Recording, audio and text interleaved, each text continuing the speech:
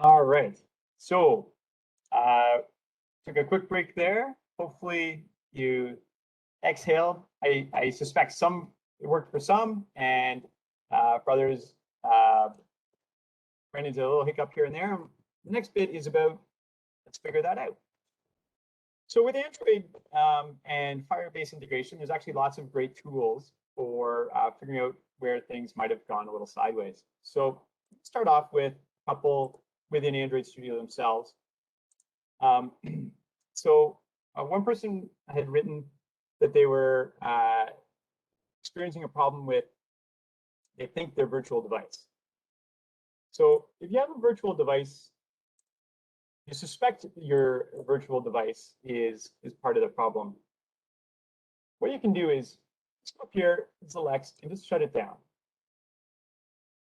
And then go into Tools, AVD Manager.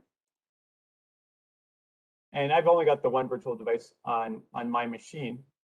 Taking up a ton of disk space. My goodness, no wonder I'm out of disk space.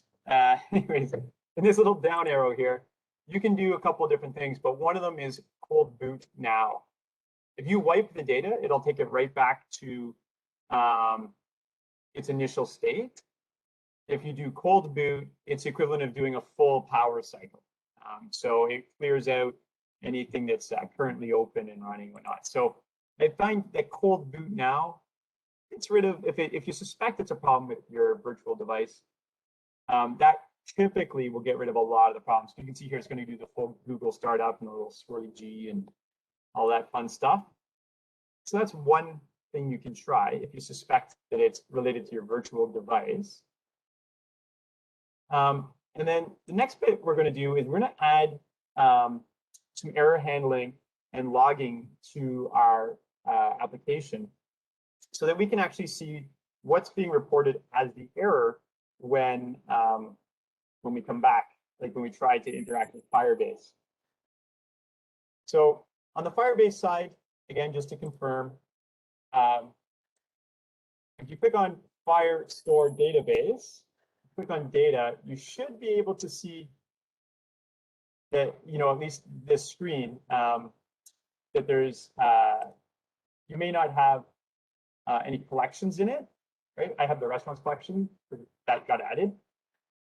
But hopefully your Firestore, you can at least get to the screen where it says start a collection. That ensures that the Firebase side of it's at least ready to receive and give data. Now let's add some logging. So down here, this step 2, what it does is it's creating a document with whatever our ID is, and then it's storing the restaurant. And what's kind of neat is you can see if I click on that, there's the ID for the restaurant. And this is really, under the hood, it's just a big JSON file, right? So it's able to see the attributes of my restaurant, full house, and a rating of 4. And if you want, you can go in, you can actually edit these things right away. And you can see the type is there, it's inferred when it's passed in. There's not that many types with JSON, right? So it's pretty easy to get these things. So when we said set restaurant, it converted our restaurant object into JSON, stored it in our database. But it didn't give us any feedback. So we want to get some feedback. So we can add another method onto this. And it's add on success listener. So right now, the user experience is when they go to submit a restaurant, nothing really happens. There's no visual evidence that anything has happened in our emulator. So what I'm going to do here is I'm going to say, well, if it was successful, let's inform that it was successful. A little toast. Okay, restaurant added.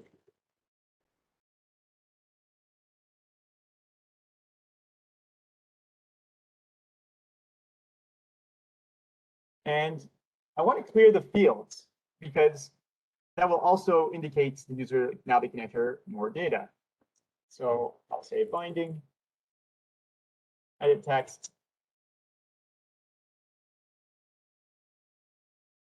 set text to be the empty string.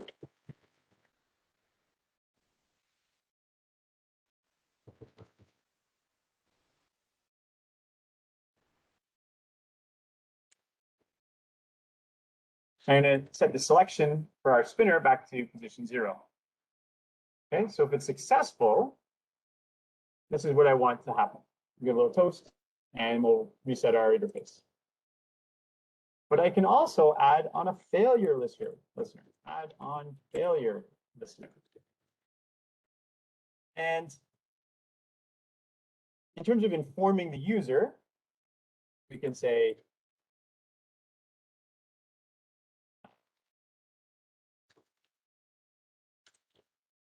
let's see.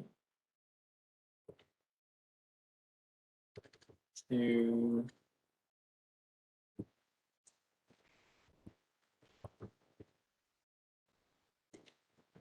say restaurant not added, or let's say DB database error.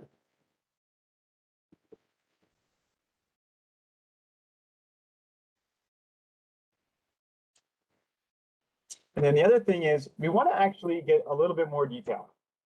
So I mentioned before that we have this logcat, this ability to log all kinds of things as we go through running our apps. So let's do that. So I'm going to say log, and I'm going to put E for error. And the tag will be DB message. Actually, let's do inform UI. Then we could maybe do DB messages for the thing. And when there's this failure listener, it returns an exception. And by default, it's called it. Okay, so we can say it dot localized message. So we'll log whatever the exception is. So now when I run the app, okay. So someone besides Lindsay, what's your favorite restaurant? What's the next restaurant we're going to add?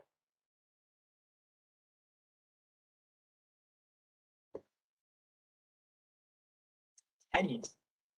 I've never heard of Teddy's. Is that in Barrie?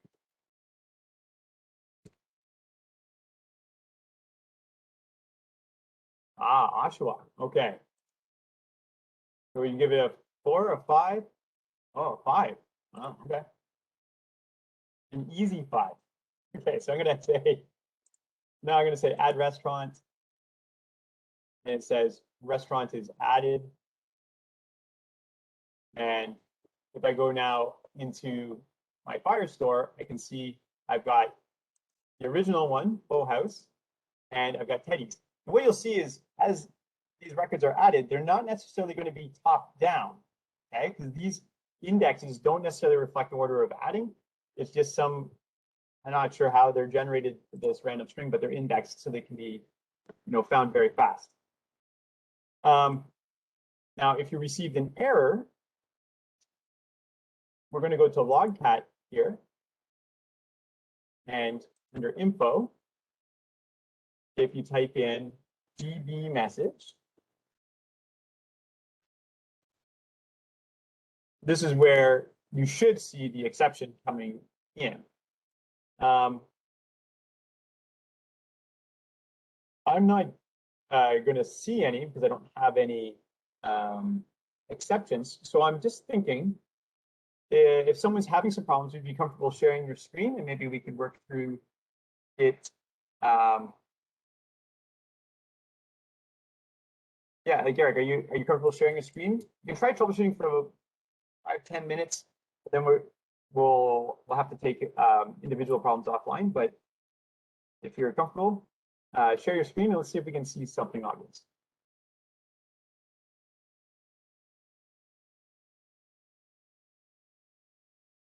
Okay. Would you mind giving me access? If you go to the top, I think it's called a sign, and it's like past keyboard and mouse controls.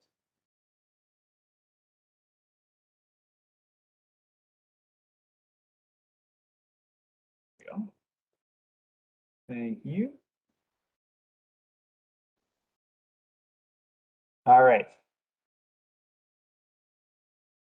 So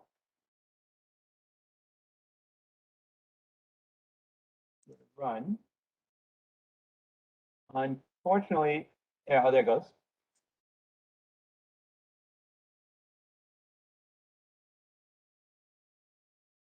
Hmm.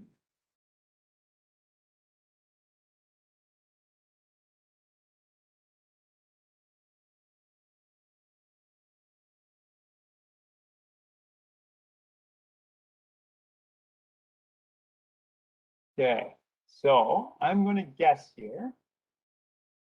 It seems to be related to your Google connection. So let's just go back here.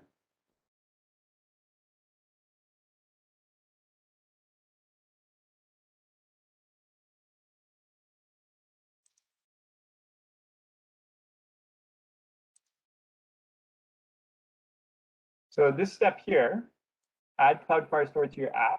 Click on that. And it's going to add some items to your build.gradle file. So it knows how to use the those services, the Firebase services. So I'm going to say accept changes. And it's going to resync your project. So this might take a minute or two.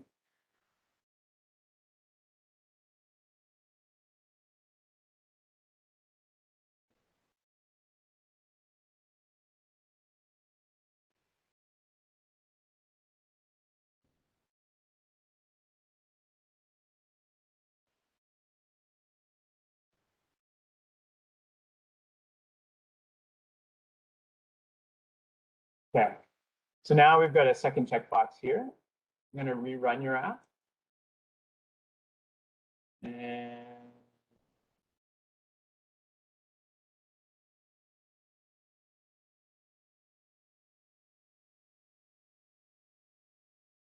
I don't know if I'm hitting, there we go.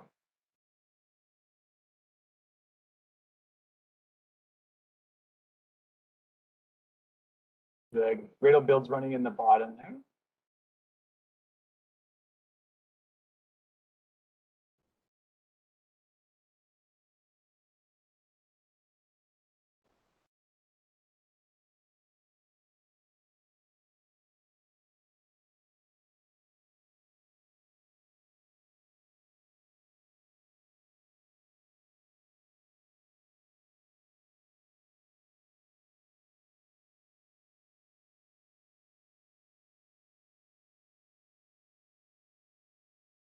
Okay.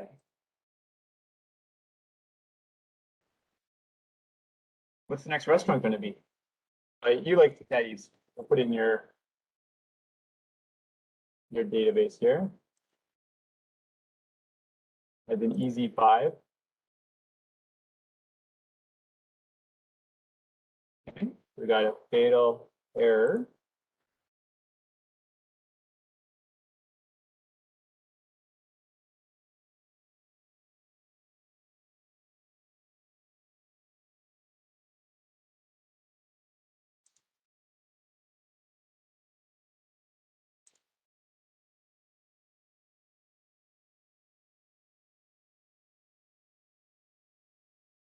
So it's happening. It seems to me like it's happening before we're really even using your code. Like it's so I'm going to try just cleaning everything and rebuilding it. If this doesn't work just because of time, maybe you and I can work one-on-one. And I know there's a couple other people in the chat that had said they'd had little hiccups here and there. We may have to deal with those on an individual basis. We'll get through them, we'll figure them out, but just in the interest of the total class, it's good that we can learn troubleshooting. Been through the, all right. So, and we built.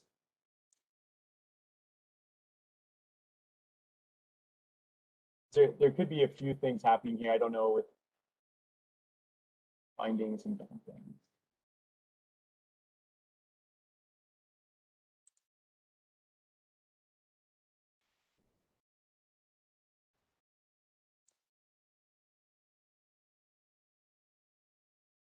Hiding. So in this case, it was the Cloud Firestore Gradle wasn't set up, and then we had some. Oh wait, no, that's my. I was working on my own screen, not yours. Oh geez. Okay, so my emulator had popped up in front of me. Sorry. Okay, so with this error, just gonna look and see if there's anything that actually links to your code.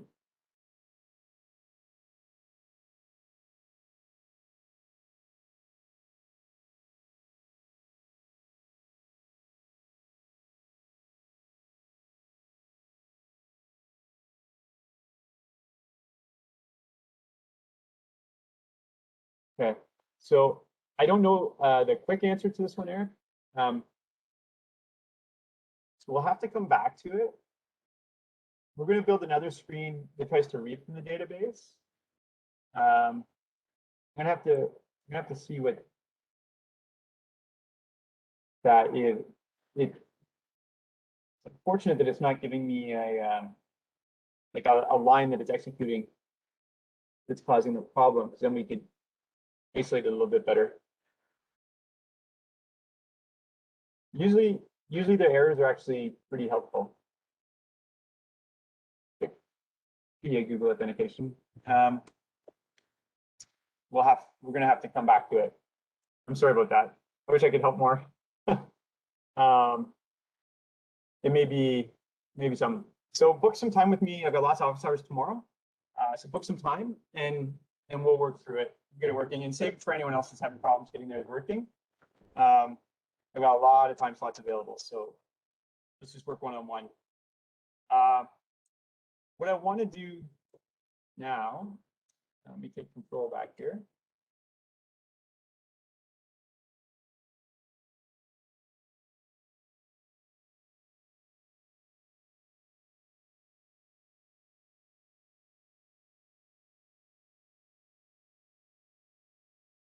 Okay. Someone start talking to me. All right, so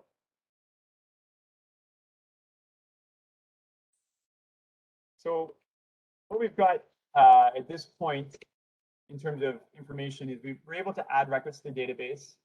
And you can add your own documents too if you want. So like as an example, in my database, and if your sending to a database isn't working, we can try this, it may work. You would start a collection called restaurants. So if you click on this, you give it a name. I already have restaurants, so I'm going to leave it there. And then I'm going to say add document. So I'm going to manually add document. I'll say auto ID. And first field I'll call is ID. That information in. And then the next field would be the name and great name for a restaurant. I haven't been to a restaurant in so long. I need to think of a good restaurant. The pandemic has not served me well. I don't know. Lone Star. I enjoy a little Lone Star. We'll Tex-Mex. The first Lone Star I went to was in Ottawa. That was the serving sizes back then were insane. And our last one here was a rating, the number, and we'll give it a 4. I'll give it a. Let's see. So if I do that, you can see it adds a record just the same as whether we added it through the application or not. So you can still put some records into your database, and maybe we can get it at least still reading from the database, and then we can see what's going on through a different scene. or a different activity.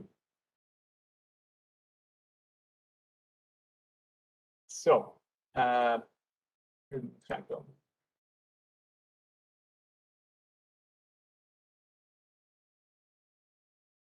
Buffalo Wild. Oh, sorry, I missed those.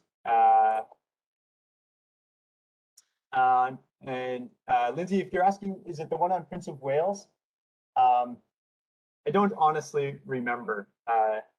The quick version of the story was I used to play varsity rugby, and in my first rugby game, I managed to require some stitches, and so I missed going to the traditional after party after rugby. There's always a beer up big thing, and I can't remember the location of the Lone Star, but it was decently close to the hospital because after I got my stitches,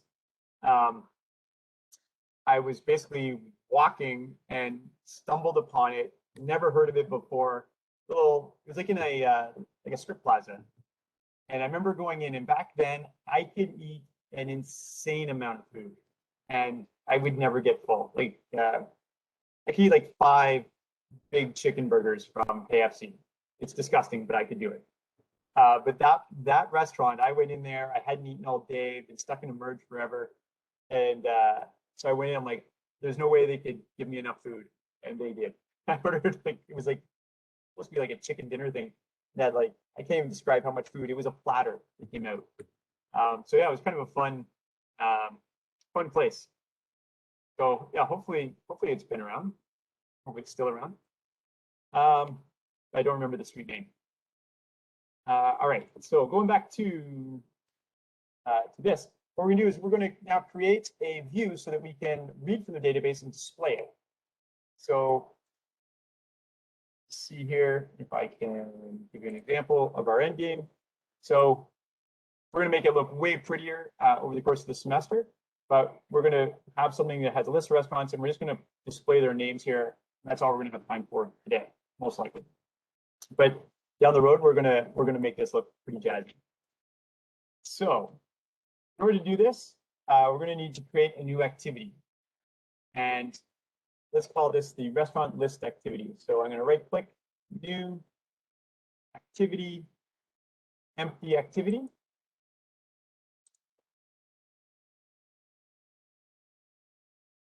Call this restaurant list activity.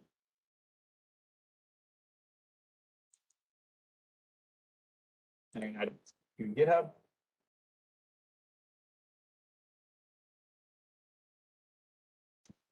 And while my Kotlin file is up, I might as well add in my view binding.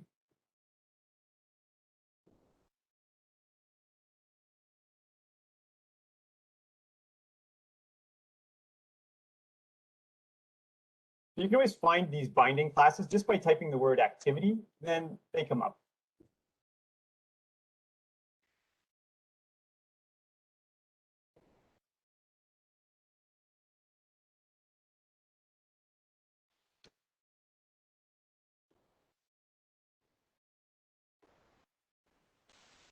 There. So just by doing that, now when we come back to this screen, we can just use the binding class and get running. Okay, so let's go to our layout field here.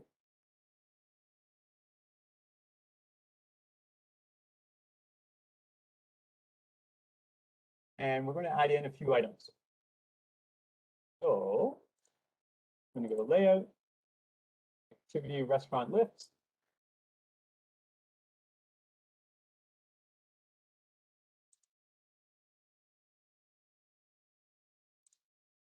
And at the top, we want something to identify that it's our restaurants. So I'm going to say list of restaurants.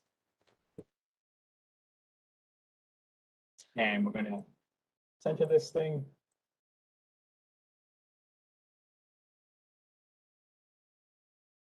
Bring it down a little bit. And then underneath this, I want to be able to dynamically going to read from the database and then put the names one at a time into a layout. And click on layouts. You can see there's several different ones here. We've been using the constraint layout, which has these, these little elastic bands that sort of hold us in the right areas. This time I'm going to use a linear layout vertical. And so every time I add something into the linear layout vertically, it will automatically just put it one under the other. In Java, they call that the VBox, right? If you think of Java effects, the VBox, same kind of idea. So I'm going to take my linear layout and drag it into my scene and let go. So you can see it's here. It's not truly properly anchored, but that's sort of the idea. Is it will have a list of restaurants, and underneath it will be the list of restaurants. So I'm going to go into split mode now, so I can see what I'm doing a little bit and fix some of these things that it's complaining about. So first off, you can see under the list of restaurants, that should be in our string resource file. So I just have to place the cursor anywhere, hit Alt Enter. I can hit Enter because it's already on, extract string resource file and say OK. And probably want that font size a little bit bigger. So if I start typing size, comes up. And then we already had this dimension for heading font size, so I'll just select it. So now our heading's nice and big. And consistent from one activity to the next. Now our linear layout, you can see here, it's got hard-coded width and height, which we don't want. So the linear layout, I'm going to say the width should match the parent. Okay, so make it as wide as the parent. And I'm going to show you something that is kind of interesting. If I do the same thing for the vertical, I run into a little problem where it's going to be as big as the entire screen, which means as restaurants come in, they're going to overlap with this text view. So what I'm going to do about that is a couple things. One, I'm going to remove those kind of tools things, and I'm going to say start to start of the parent. So you can see the little dot here turned blue. I'm going to do now end to end. It's going to turn this one blue. End to end of parent. Now the top of this, I want it to be anchored to the bottom of my text view. Choose a terrible name, so I'm going to call this I don't know, list text view. Maybe I'll call it the heading, a better name. So I'm going to say for my linear layout, the top to the bottom of heading text view. And this one always gets me, is that it shows that it's got a connection to the bottom of this. This is actually an arrow coming down and back up, right? So my linear layout is still way up here at the top, and it's because the height says match parent. So we've seen different styles of things before. We've seen match parent and we've seen wrap content, which will make it as small as it can be around the content. So if I say wrap content, I run into a new problem that is now really, really small. Or if I anchor it, oh, that actually worked out okay. Oh, because wrap content's wrong. So now it's too thin. And as content comes in, it's going to come into the middle of my screen because it's anchored vertically. So the match content and the match parent and wrap content, neither of those really work well. Well, there's one other one, and I'm not sure exactly what it stands for, but it works well. And it's called 0DP. So when you do 0DP, it behaves like match parent, but what it does is it respects I guess things that it butts up against. So, but it deems as the parent, maybe becomes a little bit smaller. And I'm just going to put a little margin at the top here. with our standard margin, just to bring it down a little bit so the restaurants have a little separation. And I need to give this linear layout an ID, because what we're going to do is in our controller, we're going to read from the database, and then we're going to dynamically add text views to this linear layout. So I'm going to say ID, enter, and I'm just going to call it linear layout.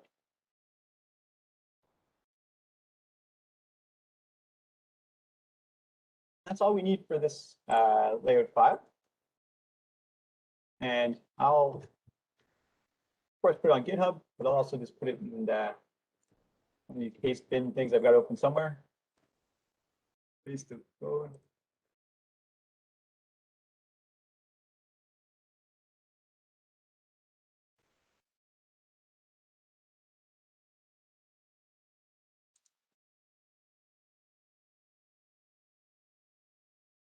So in the group chat, I put a link. If your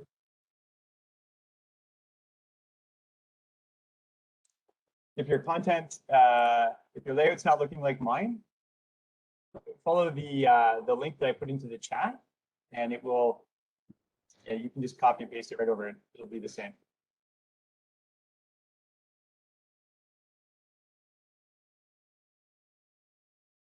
So now we just need to ask our database to give us the list of names.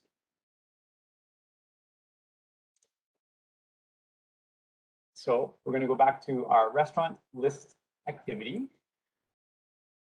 And in here, we have this onCreate method. So when this scene loads, I want to automatically go to the database and just return all of my restaurants. Now, if my app had thousands of restaurants, I'm obviously going to need some kind of filtering or way to deal with that. Our app's quite small so far, so we don't need to deal or worry about it. So we're going to connect to our database. And let's see if I can find it.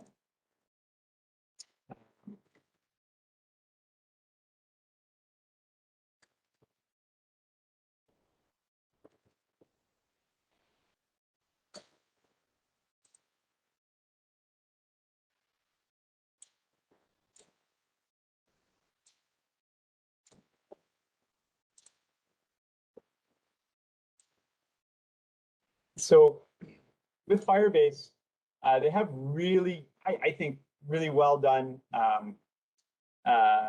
code examples. So for Android, getting started, structuring your data. So it talks a little bit about like what is JSON and how is it being structured and whatnot. And then it gives you lots of examples. Reading and writing to the database. I'm in the iOS section. I want the Android section. There we go.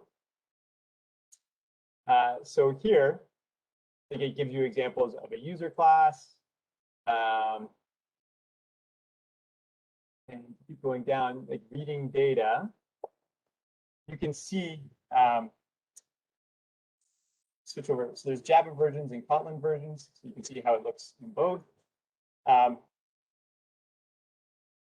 But you can see how to just get a record from, in this case, the users table, and then with the add success listener. So if we get the record, what do we want to do with it? On failure, what do we want to do with it?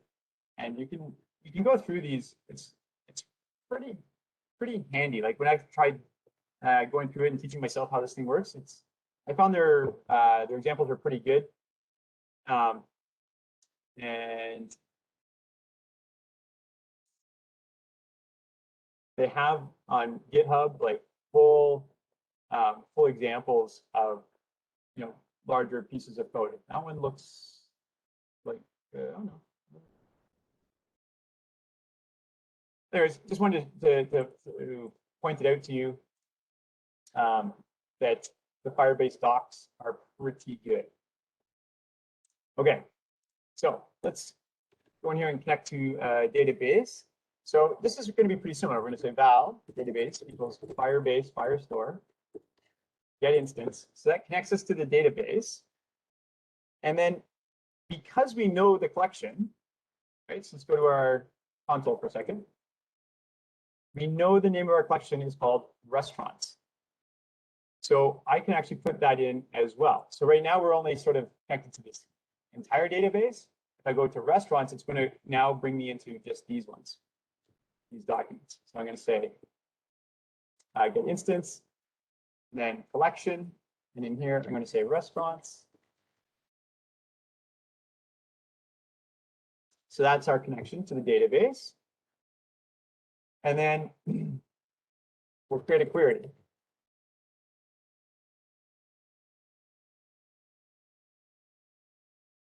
So get.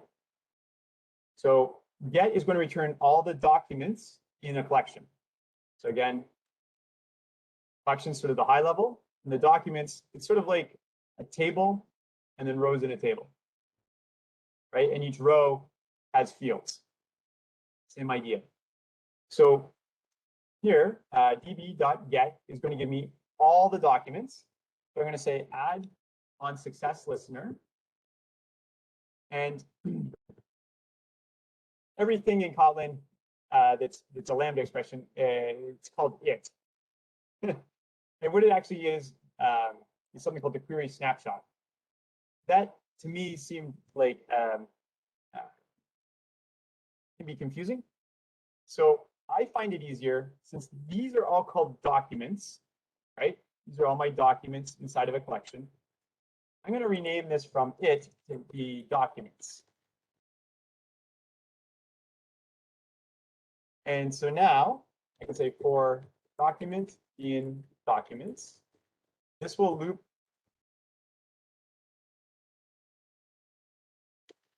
over restaurants.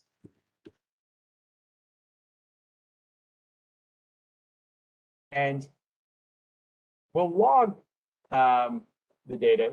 So let's do log.i.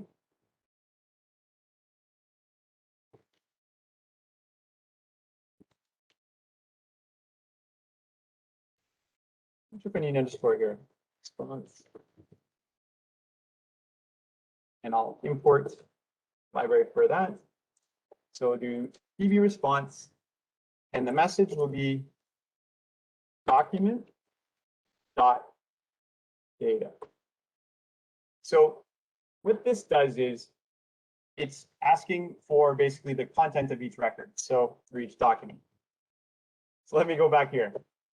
So when we connect to our collection and we say get, right? So we say get this method here. We get the collection that has all these documents in it. And inside each document is data. What I'm doing here is I'm looping over the documents one at a time, and I'm printing the data to my log file. That's all that I'm doing at this point in time. Now, to run this activity, I'm just going to change my Android manifest to start with showing me all the restaurants. So if you remember, in our app, we have manifests, Java files, and resource files. The manifest file, okay, so I'm right at the top here, app, manifest, Android manifest. In here shows us all of our activities. So we have our restaurant list activity and the main activity. It also will have in here, if we need any special permissions for different things, like accessing cameras or GPS. But we've got this intent filter, and that tells the program where to start, which activity is our starting activity. So what we need to do is I'm going to close off this little XML here. So I'm going to put a closing bracket and an opening bracket.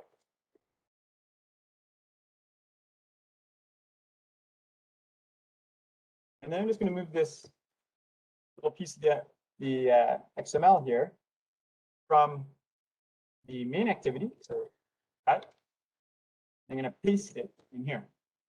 So now when our app loads, the first thing it's going to do is load that restaurant list activity.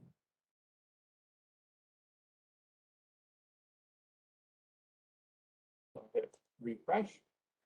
We won't see anything come up in terms of restaurant names yet, but our log should show, so it shows list of restaurants. But if I go into my logcat now, and I say, I guess that's all I needed. Okay, might be more explicit, EB response. But you can see here's what was in the database. So the documents came back, and I go to restaurant list activity.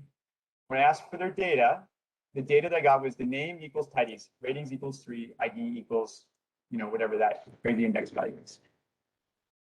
So we can see that we're getting the information back from the database. And what we need to do is we need to translate that data into a restaurant object.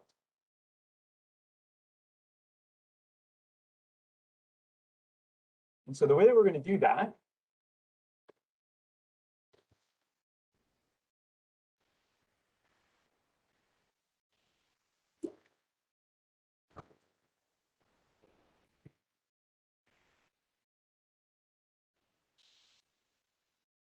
is I'll create a restaurant object.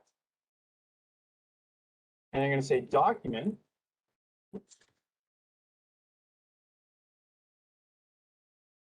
to object. Okay, so receive this document from the database. I'm now going to convert it to an object. I have to tell it what type of object to turn it into. So it's going to be restaurant, say class.java. So I believe it's called reflection when it does this.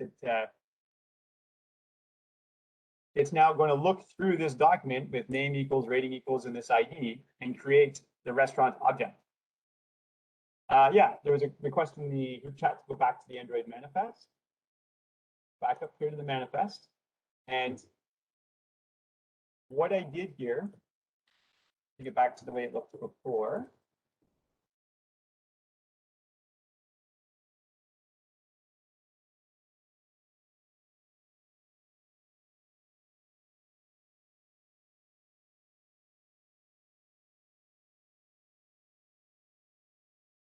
there.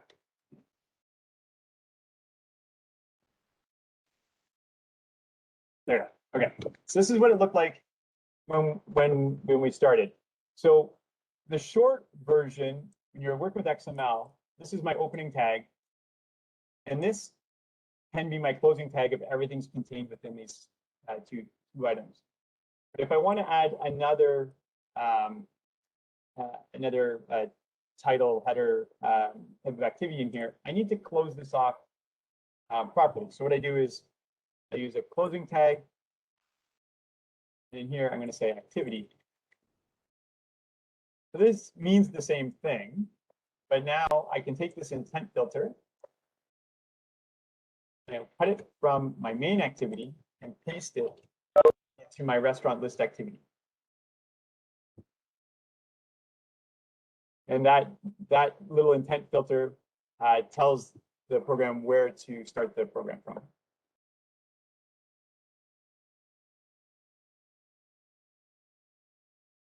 You good? All right, perfect. All right, so let's go back to our restaurant list activity. So now we actually have restaurant objects created. And all we have to do is add that restaurant object to our view. So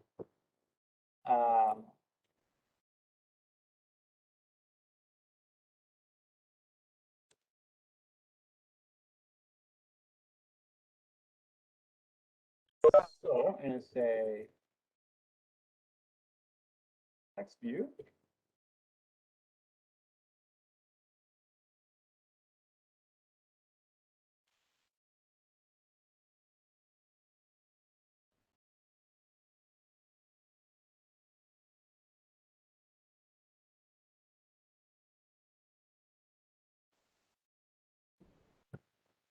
So all I'm going to do is ask the restaurant for its name. We can put like dash in the rating if we wanted or what have you. But all that I'm really looking for here is to show that we can get from the database and put it into this linear layout. And we change the text size.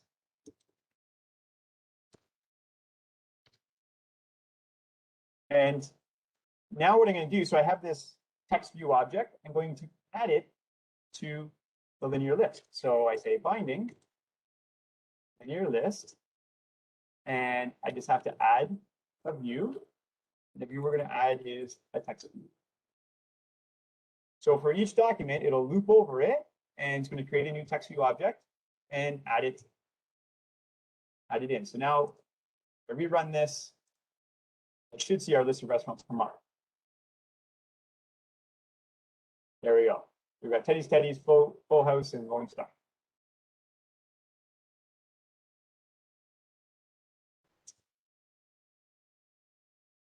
So hopefully that's working, part one.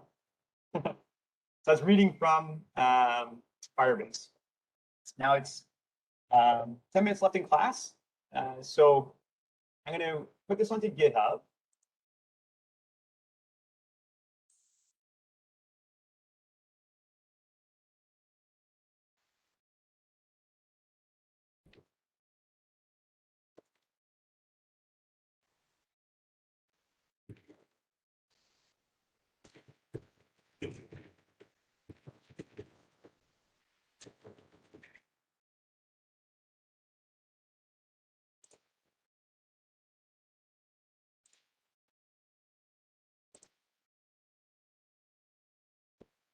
So we have about 8 minutes left in class, and just wanted to remind on a couple items. So one was assignment 1B is out there on, so it's due October. Oh, it's due, I have it due today.